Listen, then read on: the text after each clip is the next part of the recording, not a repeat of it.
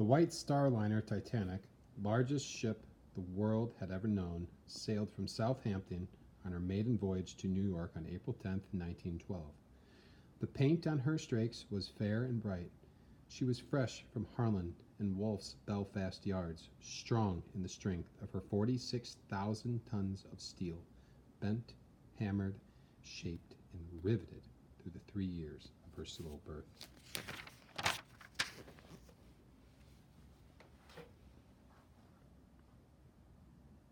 There was little rush and fanfare at her sailing. Her sister ship, the Olympic, slightly smaller than the Titanic, had been in service for some months, and to her had gone the thunder of the cheers. But the Titanic needed no whistle steamers or something, or shouting crowds to call attention to her superlative qualities.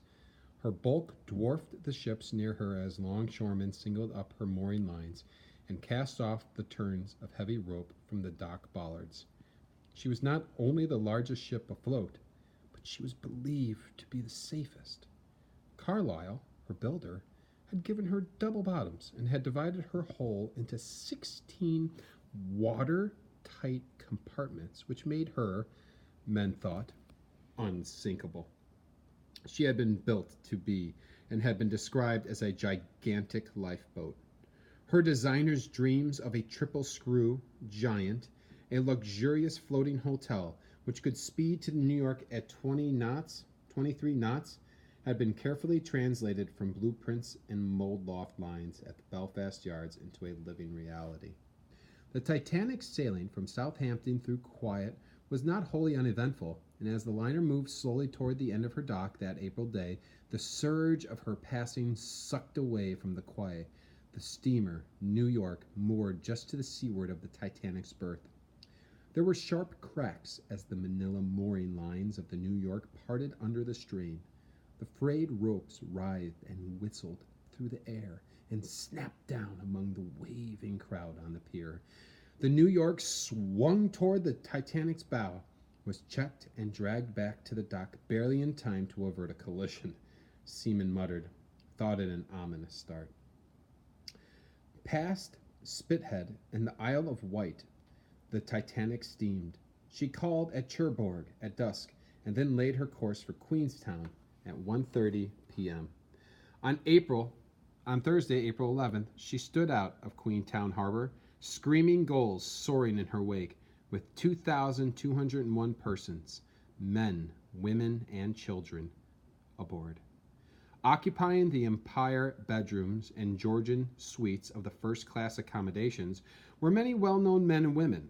Colonel John Jacob Astor and his young bride, Major Archibald Butt, military aide to President Taft, and his friend Frank D. Millet, the painter, John B. Thayer, vice president of the Pennsylvania Railroad, and Charles H. M. Hayes, president of the Grand Trunk Railway of Canada, W.T. Steed, the English journalist, Jacques Futrelle, French novelist, H.B. Harris, theatrical manager, and Mrs. Harris, Mr. and Mrs. Isidore Strauss, and J. Bruce Ismay, chairman and managing director of the White Star Line. Down in the plain wooden cabins of the steerage class were 706 immigrants to the land of promise, and trimly stowed in the great holds was a cargo valued at $420,000. Oak beams, sponges, wine, calabashes, and odd miscellany of the common and the rare. The Titanic took her departure on Fastnet Light, and heading into the night, laid her course for New York. She was due at quarantine the following Wednesday morning. Sunday dawned fair and clear. The Titanic steamed smoothly towards the west.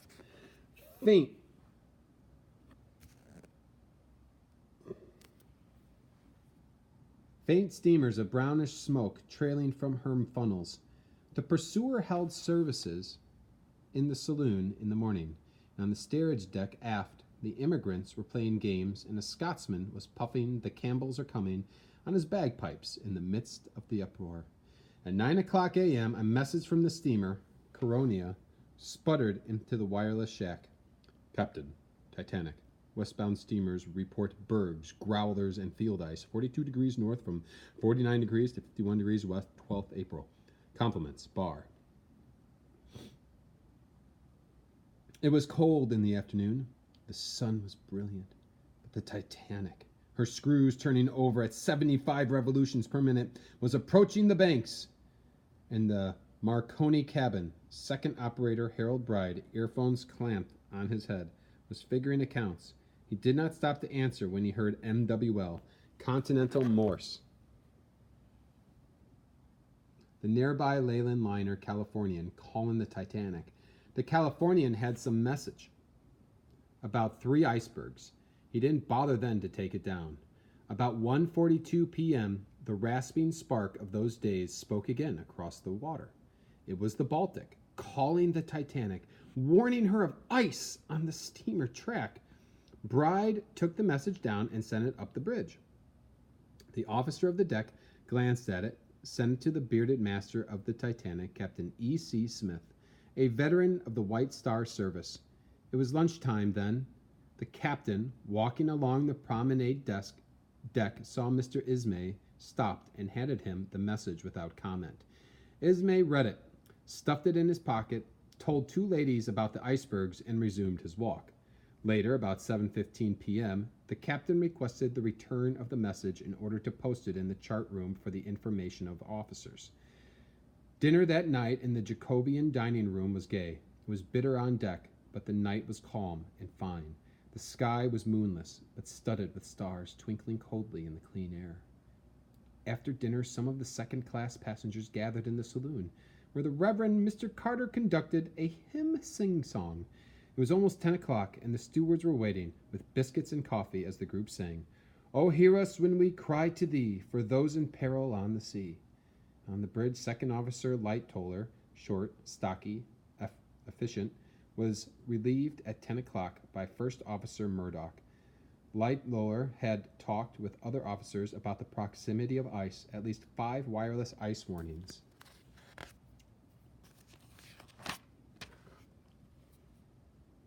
had reached the ship. Lookouts had been cautioned to be alert. Captains and officers expected to reach the field at any time after 9:30 p.m. At 22 knots, its speed unslackened, the Titanic plowed on through the night. Lightoller left the darkened bridge to his relief and turned in. Captain Smith went to his cabin. The steerage was long since quiet. In the first and second cabin, lights were going out. Voices were growing still. People were asleep. Murdoch paced back and forth on the bridge, peering out over the dark water, glancing now and then at the compass in front of Quartermaster Hickens at the wheel. In the crow's nest, lookout Frederick Fleet and his partner Lay gazed down at the water, still and unruffled in the dim starlit darkness. Behind and below them the ship, a white shadow, with here and there a last winking light. Ahead of them a dark and silent and cold ocean. There was a sudden clang. Ding dong, ding dong, ding dong, dong. The metal clapper of the great ship's bell struck out 11:30. Mindful of the warnings, Fleet strained his eyes, searching the darkness for the dreaded ice. But there were only the stars and the sea.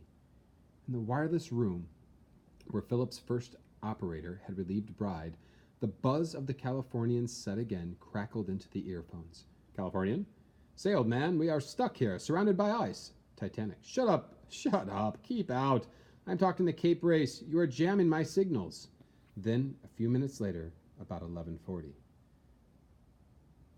out of the dark, she came. A vast, dim, white, monstrous shape directly in the Titanic's path. And for a moment, Fleet doubted his eyes, but she was a deadly reality. This ghastly thing, frantically, Fleet struck 3 bells.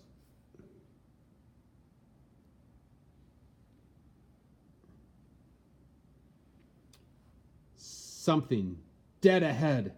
He snatched the telephone and called the bridge. Iceberg, right ahead! The first officer heard, but did not stop to acknowledge the message. Hard a starboard! Hicken strained at the wheel. The bow swung slowly to port. The monster was almost upon them now. Murdoch leaped to the engine room. Telegraph. Bells clanged. Far below in the engine room, those bells struck the first warning. Danger! The indicators on the dial faces swung around to stop, then full speed, astern! Frantically, the engineers turned great valve wheels, answered the bridge bells. There was a slight shock, a brief scraping, a small list to port. Shell ice, slabs, and chunks of it fell on the foredeck. Slowly, the Titanic stopped. Captain Smith hurried out of his cabin. "What is the ship struck?" Murdoch answered. "An iceberg, sir. Hard starboard and reversed the engines, and I was going to hard a port around, but she was too close. I could not do any more. I have closed the watertight doors." Fourth Officer Boxhall, other officers, the carpenter came to the bridge. The captain sent Boxhall and the carpenter below to ascertain the damage. A few lights switched on in the first and second cabins. Sleepy passengers peered through the porthole glass. Some casually asked the stewards, "Why have we stopped?"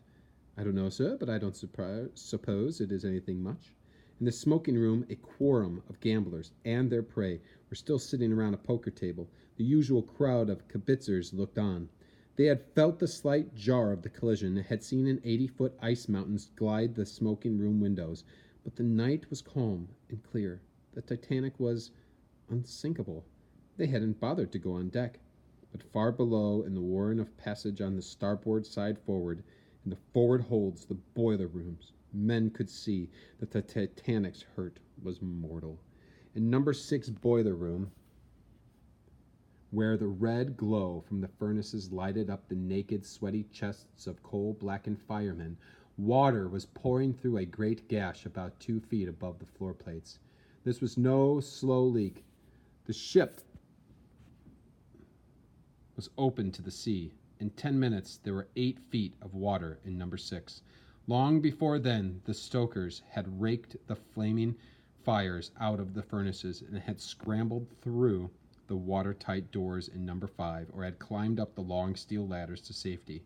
When Boxhall looked at the mail room in number 3 hold, 24 feet above the keel, the mail bags were already floating about in the slushing water. In number 5 boiler room, a stream of water spurted into an empty bunker. All 6 compartments forward of number 4 were open to the sea. In 10 seconds, the iceberg's jagged claw had ripped a 300-foot slash in the bottom of the great Titanic. Reports came to the bridge. Ismay, in dressing gown, ran out on the deck in the cold, still starlit night, climbed up the bridge ladder. "What has happened?" "Captain Smith, we have struck ice." "Do you think she is seriously damaged?" "Captain Smith, I'm afraid she is." Ismay went below and paused. Chief Engineer William Bell, fresh from an inspection of the damaged compartments. Bell corroborated the captain's statements, hurried back down the glistening steel ladders to his duty. Man after man followed him. Thomas Andrews, one of the ship's designers, Archie Frost, the builder's chief engineer, and his 20 assistants, men who had no posts of duty in the engine room, but whose traditions called them there. On deck, in corridor and stateroom, life flowed again. Men, women, and children awoke and questioned. Orders were given to uncover the lifeboats. Water rose into the firemen's quarters. Half-dressed stokers streamed up on deck. But the passengers, most of them, did not know that the Titanic was sinking. The shock of the collision had been so slight that some were not awakened by it. The Titanic was so huge that she must be unsinkable. The night was too calm, too beautiful to think of death at sea. Captain Smith half ran to the door of the radio shack. Bride, partly dressed, eyes dulled with sleep, was standing behind Phillips, waiting. "Send the call for assistance." The blue spark danced. "CQD, CQD, CQD, CQ," miles away. Marconi men heard. Cape Race heard it, and the steamships La Provence and Mount Temple. The sea was surging into the Titanic's hold. At 12:20, the water burst into the seamen's quarters through a collapsed fore and aft wooden bulkhead. Pumps strained in the engine rooms. Men and machinery making a futile fight against the sea. Steadily, the water rose. The boats were swung out, slowly, for the deckhands were late in reaching their stations. There had been no boat drill, and many of the crew did not know to what boats they were assigned. Orders were shouted, the safety valves had lifted, and steam was blowing off in a great rushing roar. In the chart house, Fourth Officer Boxhall bent above a chart, working rapidly with pencil and dividers. 12:25 a.m. Boxhall's position is sent out to a fleet of vessels. Come at once. We have struck a berg. To the Carpathia, Arthur Henry, Rostron, Master, New York to Liverpool, 58 miles away. It's a CQD, old man. Position 41 to 46 north, 50 to 14 west. The blue spark dancing. Sinking cannot hear for noise of steam. 12:30 a.m. The word is passed. Women and children in the boats. Stewards finish walking their passengers below. Life preservers are tied on. Some men smile at the precaution. The Titanic is unsinkable. The Mount Temple starts for the Titanic. The Carpathia, with a double watch in her stokeholds radios. Coming hard! The CQD changes the course of many ships, but not of one. The operator of the Californian, nearby, has just put down his earphones and turned in. The CQD flashes over land and sea from Cape Race to New York. Newspapers, city rooms leap to life, and presses whir.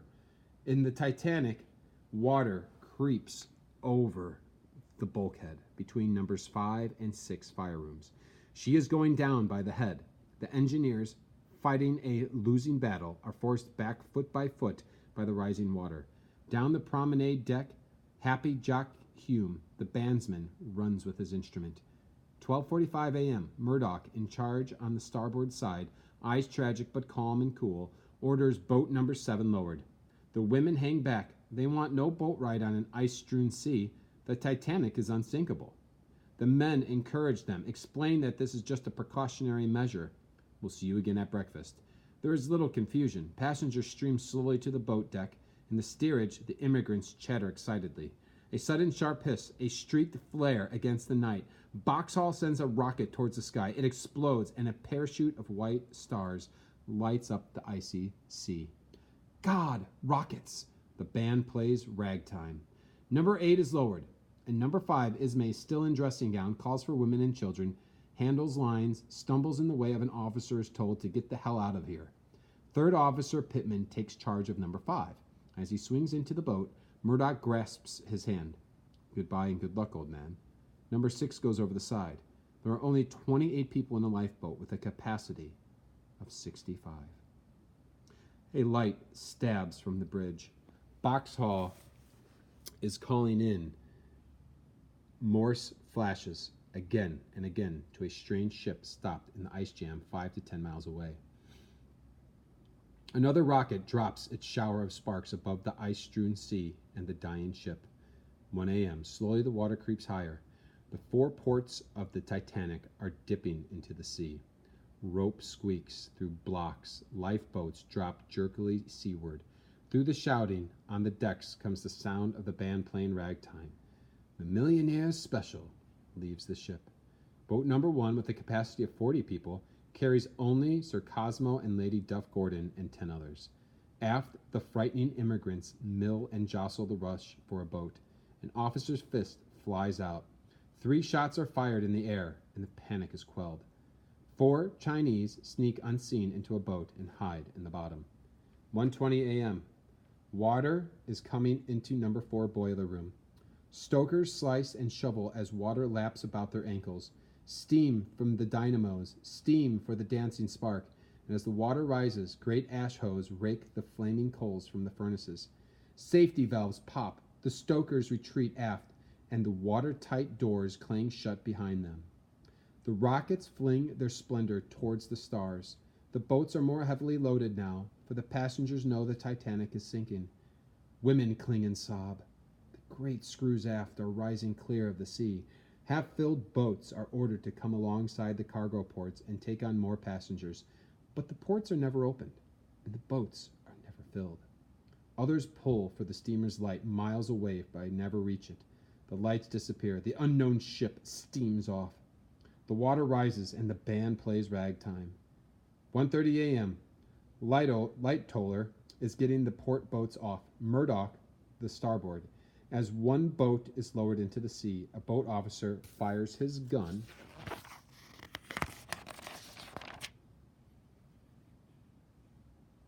along the ship's side to stop a rush from the lower decks. A woman tries to take her Great Dane into a boat with her. She is refused and steps out of the boat to die with her dog. Millet's little smile, which played on his lips all through the voyage, plays no more. His lips are grim, but he waves goodbye and brings wraps for the women. Benjamin Guggenheim, in evening clothes, smiles and says, "We've dressed up in our best and are prepared to go down like gentlemen." 1:40 a.m. Boat 14 is clear, and then 13, 16, 15, and C. The lights still shine, but the Baltic hears the blue sparks say, "Engine room getting flooded." The Olympia signals, "I'm lighting up all possible boilers as fast as can." Major Butt helps women into the last boats and waves goodbye to them. Mrs. Strauss puts her foot on the gunwale of a lifeboat. Then she draws back and goes, "Where you go, I will go." Draws back and goes to her husband. "We have been together many years. Where you go, I'll go." Colonel John Jacob Astor puts his young wife in a lifeboat, steps back, taps cigarette on the fingernail. "Goodbye, dearie. I'll join you later." 1:45 a.m. The foredeck is underwater. The forecastle head almost awash. The great stern is lifted high toward the bright stars, and still the band plays. Mr. and Mrs. Harris approach a lifeboat arm in arm. "Officer, ladies first, please." Harris bows, smiles, steps back. "Of course, certainly, ladies first." Boxall fires the last rocket, then leaves in charge of boat number 2. 2 a.m. She is dying now. Her bow goes deeper, her stern higher. But there must be steam. Below in the stockholds, the sweaty firemen keep steam up for the flaring lights and the dancing spark. The glowing coals slide and tumble over. The slanted grate bars, the sea pounds behind that yielding bulkhead, but the spark dances on. The Asian hears Phillips try the new signal, SOS. Boat number 4 has left now. Boat D leaves 10 minutes later. Jacques Futrelle clasps his wife. "For God's sake, go! It's your last chance, go!" Madame Futrelle is half forced into the boat. It clears the side.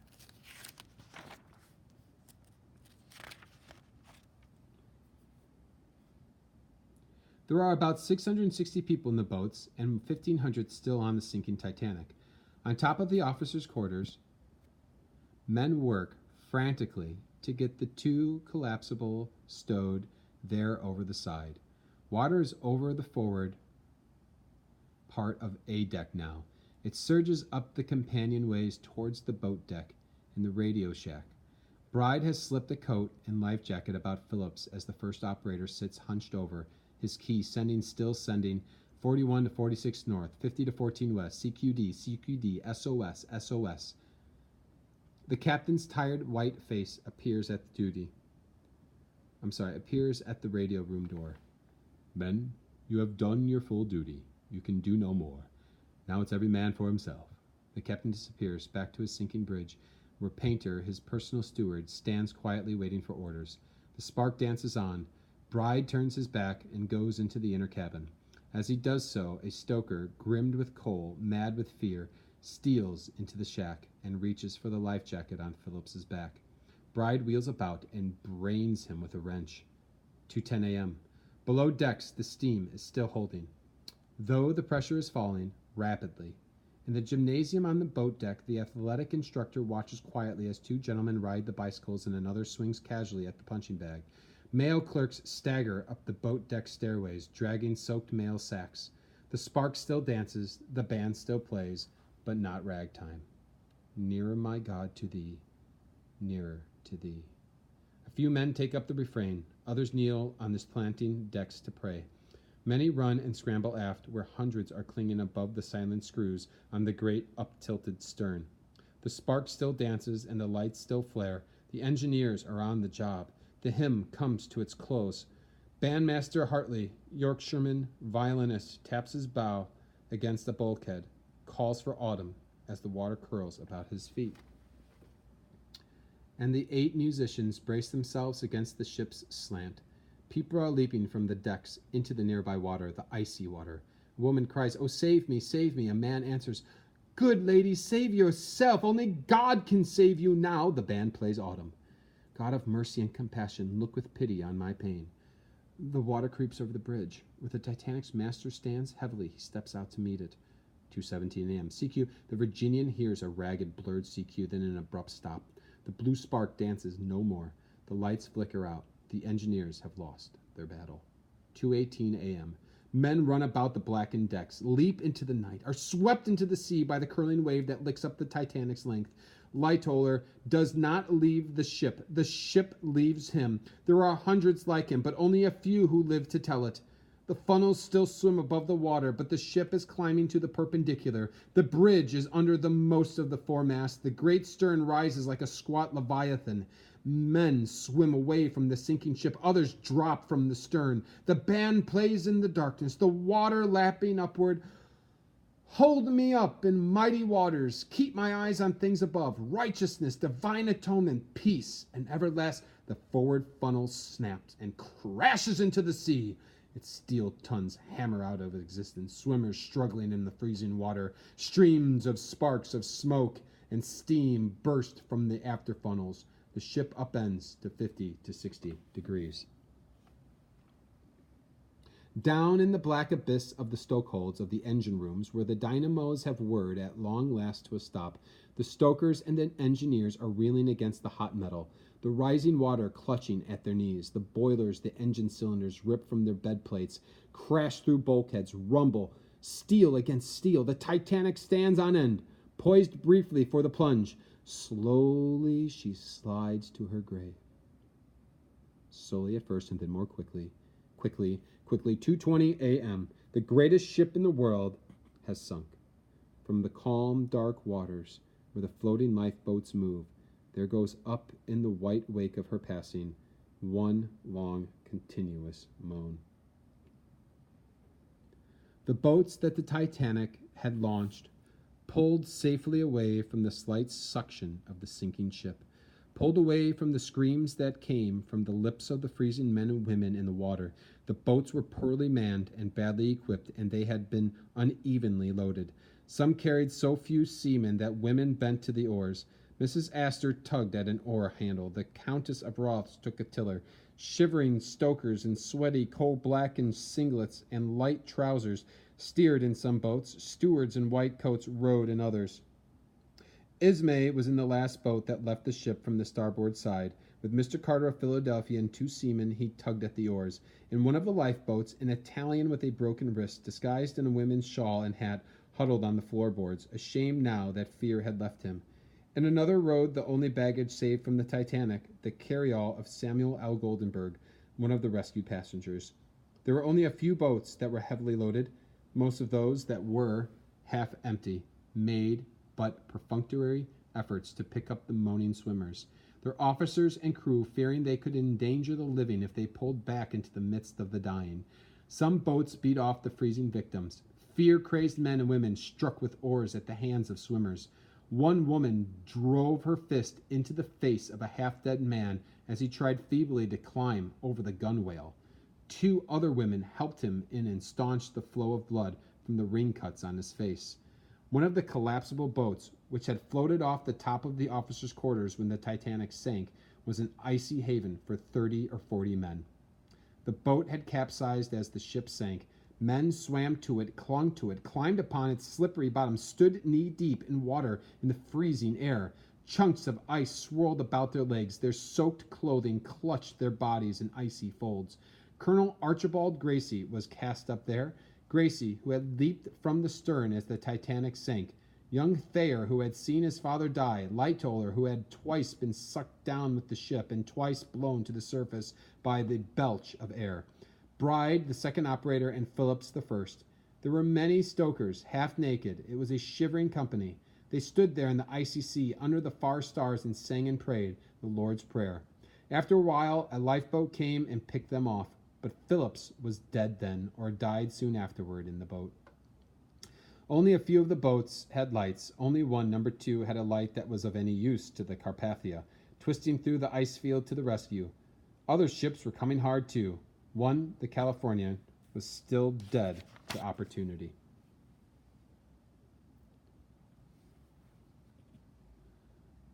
The blue sparks still dance, but not the Titanic's La Provence to Celtic. Nobody has heard the Titanic for about 2 hours. It was 2:40 when the Carpathia first sighted the green light from number 2 boat. It was 4:10 when she picked up the first boat and learned that the Titanic had foundered.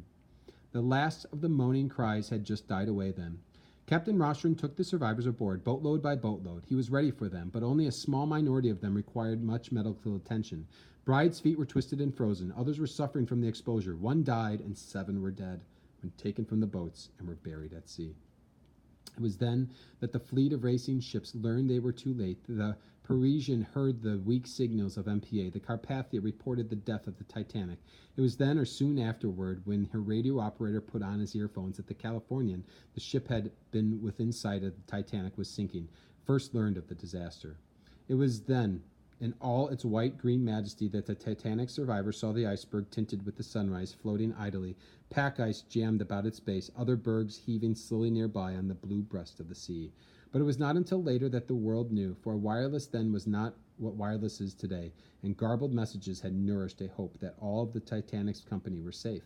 Not until Monday evening, when P.A.S. Franklin, vice president of the International Mercantile Marine Company, received relayed messages in New York that left little hope, did the full extent of the disaster begin to be known. Partial and garbled lists of the survivors, rumors of heroism and cowardice, stories spun out of the newspaper imagination, based on a few bare facts and many false reports, misled the world, terrified and frightened it. It was not until Thursday night, when the Carpathia steamed into the North River, that the full truth was pieced together. Flashlights flared on the black river when the Carpathia stood up on her dock. Tugs nosed about her, shunted her toward Pier 54. 30,000 people jammed the streets, ambulances and stretchers stood on the pier, coroners and physicians waited. In midstream, the Corrado dropped over the Titanic's lifeboats when she headed towards the dock. Beneath the custom letters on the pier stood relatives of the 711 survivors, relatives of the missing, hoping against hope. The Carpathia cast her lines ashore. Stevedores looped them over bollards. The dense throngs stood quiet as the first survivor stepped down the gangway. The women, half staggered, led by customs guards. Beneath her letter, a low wailing moan came from the crowd, fell, grew in volume, and dropped again. Thus ended the maiden voyage of the Titanic. The lifeboats brought to New York by the Carpathia, a few deck chairs and gratings awash in the ice field off the Grand Bank 800 miles from shore, were all that she was left of the world's greatest ship. The aftermath of weeping and regret, of recriminations and investigations, dragged on for weeks. Charges and countercharges were hurled about. The White Star Line was bitterly criticized. Ismay was denounced on the floor in the Senate as a coward, but was defended by those who had been with him on the sinking Titanic by the Board of Trade Investigation in England. It was not until weeks later, when the hastily convened Senate investigation in the United States and the Board of Trade report in England had been completed, that the whole story was told. The Senate Investigating Committee, under the chairmanship of Senator Smith, who was attacked in both the American and the British press as a backwoods politician, brought out numerous pertinent facts, though its proceedings verged at times on the farcical. Senator Smith was ridiculed for his lack of knowledge of the sea when he asked witnesses of what is an iceberg composed, and did any of the passengers take refuge in the watertight compartments. The senator seemed particularly interested in the marital status of Fleet, the lookout who was saved. Fleet, puzzled, growled aside, "What question? They're asking me?" The report of Lord Mersey, Wreck Commissioner in the British Board of the Trade's investigation, was tersely damning. The Titanic had carried boats through the 1,178 persons, only one-third of her capacity. Her 16 boats and 4 collapsibles had saved but 711 persons. 400 people had needlessly lost their lives. The boats had been but partly loaded. Officers in charge of launching them had been afraid the falls would break or the boats buckle under their rated loads. Boat crews had been slow in reaching their stations. Launching arrangements were confused because no boat drill had been held. Passengers were loaded into the boats haphazardly because no boat assignments had been made.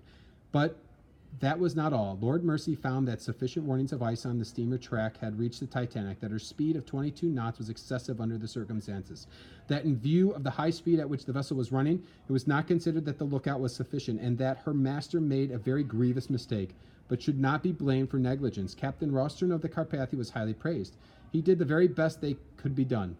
The Californian was damned. The testimony of her master, officers, and crew showed that she was not, at the most, more than 19 miles away from the sinking Titanic, and probably no more than 5 to 10 miles distant.